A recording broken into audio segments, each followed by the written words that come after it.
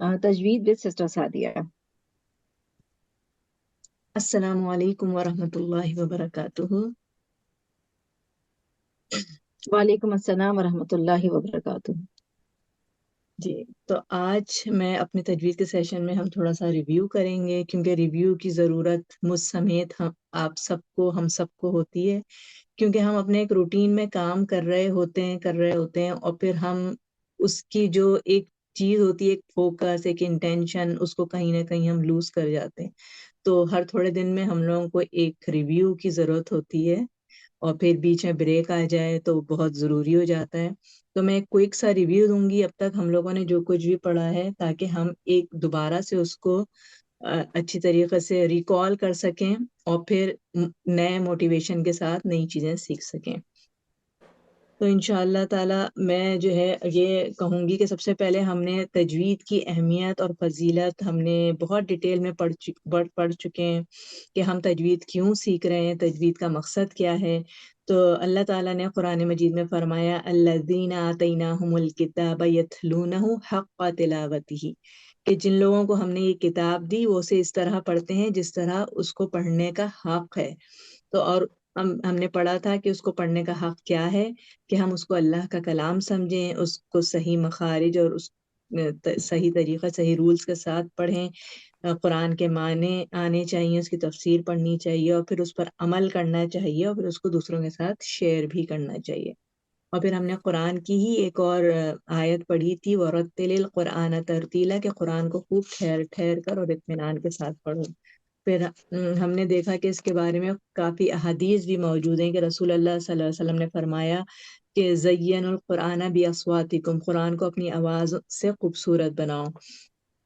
اور رسول اللہ صلی اللہ علیہ وسلم نے فرمایا کہ جو مہارت کے ساتھ قرآن کی تلاوت کرتا ہے وہ باعزت اور مبارک فرشتوں کے ساتھ ہے، اور جو دشواری کے ساتھ تلاوت کرے اس کے لیے دگنا اجر ہے.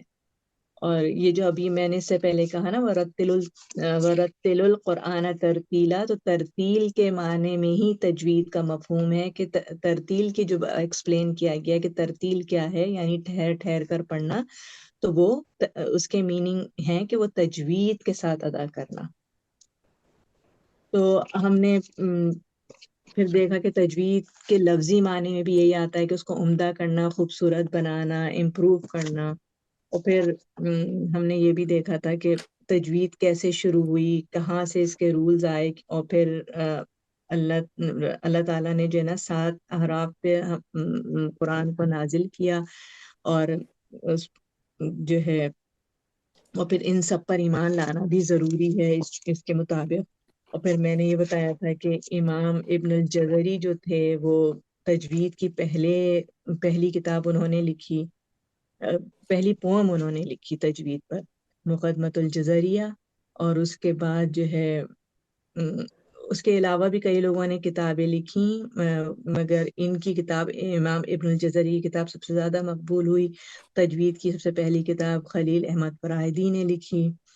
پھر میں نے یہ بھی آپ لوگوں کو بتایا تھا کہ ہم جو طریقہ پڑھتے ہیں، قرآن 7 احرف پر نازل ہوا، یعنی اس کے جتنے بھی طریقے ہیں، 10 طریقے رسول اللہ صلی اللہ علیہ وسلم نے سکھائے، ان پر ایمان لانا ہمیں ضروری ہے. اور ہم جو طریقہ، اور 99% اس وقت دنیا میں جو طریقہ جس طریقے پہ قرآن پڑھا جاتا ہے وہ حفص عن عاصم بطریقہ شاطبیہ ہے. امام حفص جو تھے وہ شاگرد تھے، اور قرات جو تھی امام عاصم کی تھی، اور اس کو روایت حفص نے کیا، تو حفص عن عاصم ہے، اور ان کا طریقہ جو ہے امام شاطبیہ کا ہے. تو یہ چیز یاد رکھنی چاہیے آلویز کہ ہم حفص عن عاصم بطریقہ شاطبیہ ہم پڑھتے ہیں. تو بس یہ تھوڑا سا ریمائنڈر اس لیے ہوتا ہے کہ ہم جو ہے مزید ہمارے اندر یہ شوق پیدا ہو اور احساس ہو کہ اتنے لوگوں کی ان تک محنت کے بعد آج ہم اتنی آسانی سے بیٹھ کے یہ سب چیزیں کر رہے ہیں، تو شاید ہمارے اندر کچھ شکر گزاری آئے. تو اور پھر اس کے بعد ہم نے کیا دیکھا تھا، ہم نے احکام تجوید میں دیکھا تھا کہ یہ فرض عین ہے یا فرض کفایہ ہے. تو فرض عین یہ اس طریقے سے، فرض عین یہ ہے کہ آپ مطلب انسان پر لازمی فرض ہے، تو جیسے نماز، روزہ وغیرہ، اسی طرح تجوید سیکھنا بھی عین فرض ہے. اور فرض کفایہ اس صورت میں آتا ہے کہ اگر کچھ لوگ اس کو سیکھ کر آگے بڑھائیں تو وہ پوری امت کی طرف سے وہ ہو جاتا ہے. پھر ہم نے دیکھے تھے کہ لیولز کیا ہیں قرآن پڑھنے کے طریقے. یہ 3 ویز ہیں ریسائٹیشن کے: ترتیل، تدویر اور حدر. ترتیل یعنی سلو، تدویر ماڈریٹ اور حدر فاسٹ. تینوں طریقے سے پڑھنے کی اجازت ہے، لیکن حدر کرتے وقت اگر آپ پورے احکامات ادا نہ کریں اور غلطی کی گنجائش ہو تو حدر کی اجازت نہیں ہے. پھر ہمیں ترتیل، اور ایز اے بگنرز ہم کو ترتیل پر ہی فوکس کرنا چاہیے تاکہ ہم اچھی طریقے سے قرآن کی تلاوت کر سکیں. پھر ہم نے پڑھا تھا لہن. لہن کیا ہے؟ لہن کے لفظی معنی تو غلطی کے ہیں. اس کو ہم نے 2 طریقے پر ڈیوائڈ کیا تھا: لہن جلی اور لہن خفی. تو لہن جلی جو بگ مسٹیک ہے، اور لہن جس میں جو ہے میننگ چینج ہو جاتے ہیں، اور لہن خفی جو ہے مائنر مسٹیک یا اسمال مسٹیک جس سے میننگ تو چینج نہیں ہوتی لیکن جو ہے تلاوت کی خوبصورتی نہیں رہتی. اور لہن جلی جو ہے اس میں گناہ ہے، اگر کیونکہ اس میں میننگ چینج ہو جاتی ہے تو یہ گناہ ہو جاتا ہے. لہن خفی میں گناہ نہیں ہے لیکن اس میں تلاوت کی خوبصورتی نہیں رہتی. پھر ہم نے دیکھے تھے بیسک ایلیمنٹس آف تجوید، کہ تجوید کے بنیادی ارکان کیا کیا ہیں. اس میں تھا مخارج الحروف، صفات الحروف اور احکام تجویدیہ. تو مخارج الحروف الحمدللہ ہم نے پورے کر لیے ہیں ڈیٹیل سے. ابھی صفات الحروف اور احکام تجویدیہ شروع نہیں کیا ہے. تو مخارج الحروف میں کے بعد ہم نے دیکھا تھا حرف کیا ہے. حرف اس آواز کا نام ہے جو ایک مخرج پر انحصار کرتی ہے، یعنی بیسک جو چیز ہے وہ حرف ہے. اور مخرج کیا ہے؟ آرٹیکولیشن پوائنٹ ہے، کہ وہ مقام جہاں سے کسی مخصوص حرف کی مخصوص آواز نکالی جائے تاکہ ایک لیٹر کو دوسرے لیٹر سے الگ کیا جا سکے. تو مخرج حرف ایک لیٹر کا نام ہے، ایک آواز ہے، اور جو مخرج پر منحصر کرتی ہے. اور مخرج کیا ہے؟ آرٹیکولیشن پوائنٹ ہے جہاں سے ہم اس کو ادا کر رہے ہیں. اس کے بعد ہم نے دیکھا تھا کہ عربک لیٹرز جو ہیں وہ 28 ہیں، اور ہر ایک کا اپنا ایک الگ مخرج ہے. کچھ کلوز ہوتے ہیں ایک دوسرے سے لیکن ہر ایک کا اپنا الگ ہے. پھر حرف دیکھا تھا ہم نے کہ ساکن بھی ہوتا ہے اور متحرک بھی ہوتا ہے. ساکن جس پر سکون ہو یا جزم ہو، اور متحرک وہ جس پر کوئی حرکت ہو. اور تو حرکات ہم نے دیکھی تھی کہ حرکات 3 ہوتی ہیں: فتحہ، ضمہ، کسرہ. اور با کو اوپن منہ کھول کر ادا کیا جاتا ہے، اور ضمہ کو، فتحہ کو منہ کھول کر ادا کیا جاتا ہے، ضمہ کو ہونٹوں کو گول کر کے ادا کیا جاتا ہے، اور کسرہ کے لیے آپ کو اپنا باٹم جو ہے اس کو نیچے لے جانا پڑتا ہے، یعنی نیچے کے جبڑے کو ہلانا پڑتا ہے. اور یہ تمام حرکات جو ہیں ایک کاؤنٹ ہوتی ہیں. ان کی لینتھ جو ہے اونلی 1 کاؤنٹ ہے. اس کو ہم ایک سے زیادہ ادا نہیں کر سکتے. منہ اتنا ہی کھولنا ہے فتحہ کے لیے، جیسے با. اگر ہم اس کو با کر دیں گے، زیادہ بڑا منہ کھولیں گے تو یہ غلط ہو جائے گی. حرکات جو ہیں فتحہ، ضمہ، کسرہ، ان کی لینتھ اونلی 1 ہے. پھر ہم نے دیکھا تھا کہ how to pinpoint the articulation point, کہ اگر جو بھی ہمیں لیٹر، جس بھی لیٹر یا جس بھی حرف کا ہم نے آرٹیکولیشن پوائنٹ معلوم کرنا ہے، اس پر ہم جزم دیں گے اور اس سے پہلے جو ہے الف لگائیں گے فتحہ کے ساتھ، تو ہم اس کا مخرج معلوم کر سکتے ہیں. جیسے ہم نے با پہ جسم لگایا اور الف پہ فتحہ ہے، تو اب تو اب با ادا کرنے کے لیے ہونٹ آپس میں مل گئے تو یہ با کا مخرج ہو گیا. تا کے لیے زبان ہماری آگے کے دونوں دانتوں کی جڑوں سے ٹکرا رہی ہے تو یہ تا کا مخرج ہو گیا. پھر ہم نے مخارج الحروف پڑھے تھے کہ مخارج الحروف 17 ہیں اور ان کے ادا ہونے کے مقامات 5 ہیں.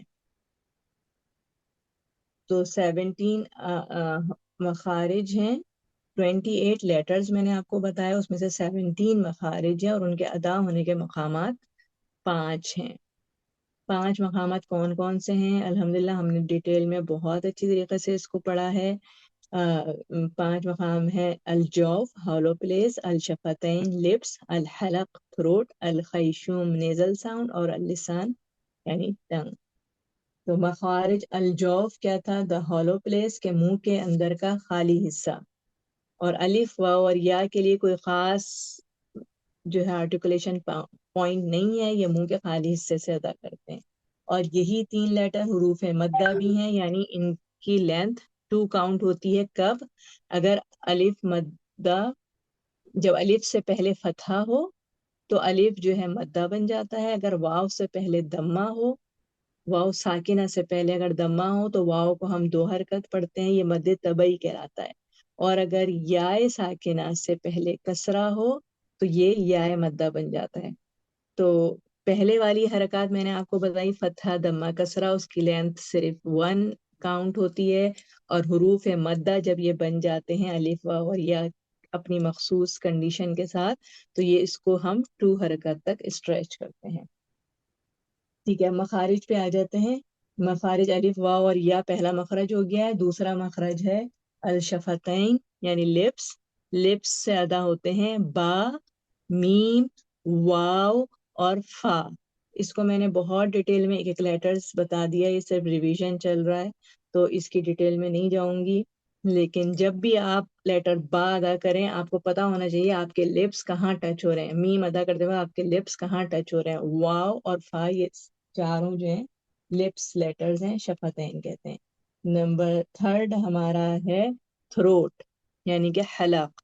حلق سے ہمارے 6 لیٹر ادا ہوتے ہیں اور اس کے 3 ڈفرینٹ آرٹیکولیشن پوائنٹ ہیں، ادنا حلق، وسط الحلق اور اقصی حلق. تو حمزہ ہا جو ہے سب سے باٹم آف دا تھروٹ سے نکلتا ہے، میڈل آف دا تھروٹ سے ہا اور عین، اور سب سے کلوز سائڈ جو ہے ہمارے تھروٹ کے ٹاپ آف دا تھروٹ جو ہے وہاں سے خا اور غین.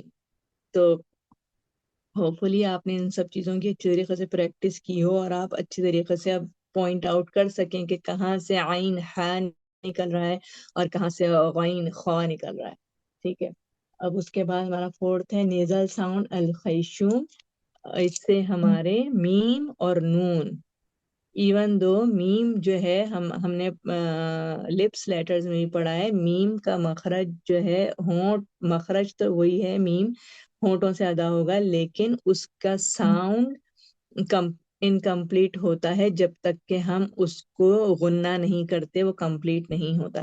اسی طرح نون بھی جو ہے زبان ہماری تالو سے ٹکراتی ہے، وہ اس کا ہاف پارٹ ہے، مخرج اس کا ہاف پارٹ ہے.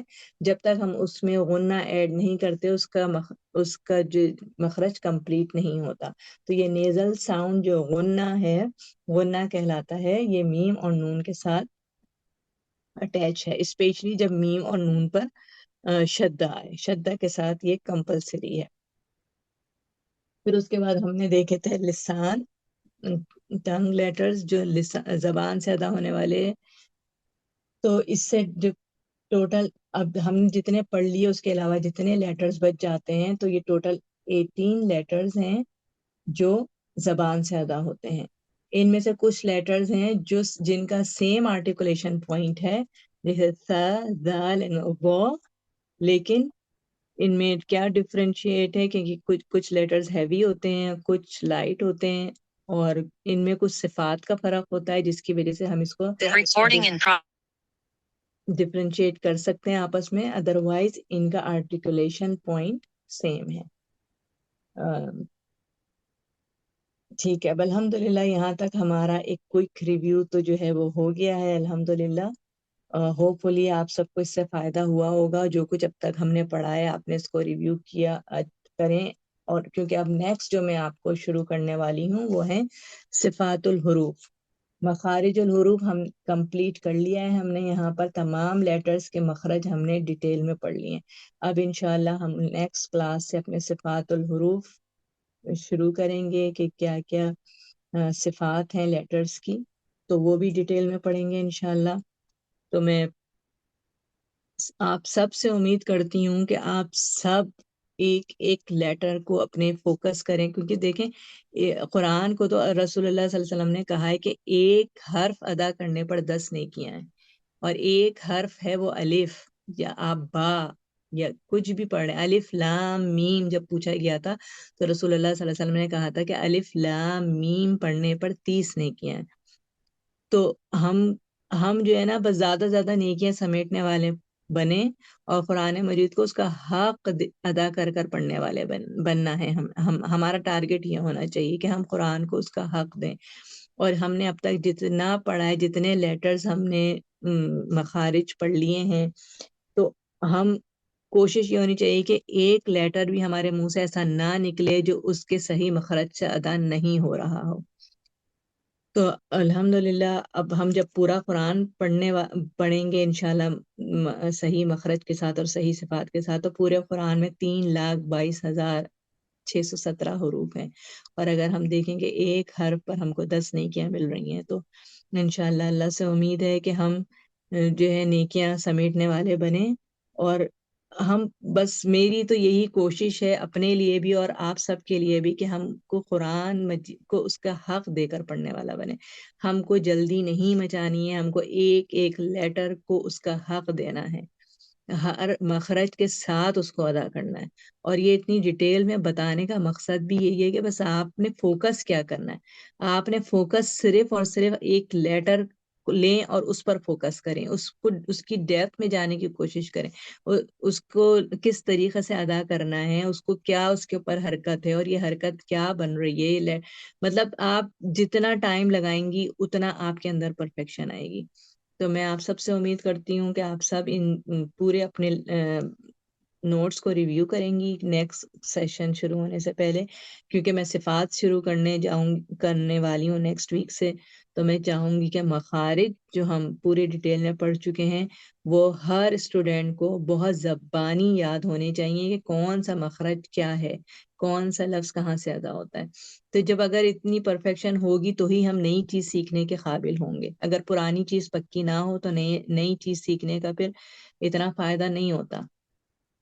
تو میں آپ سب سے امید کرتی ہوں اور اللہ سے دعا کرتی ہوں کہ اللہ تعالی ہم سب کی کوششوں کو قبول کرے اور ہم کو جو ہم حاصل کرنا چاہ رہے ہیں اللہ تعالیٰ وہ حاصل کرنے میں ہماری مدد کرے۔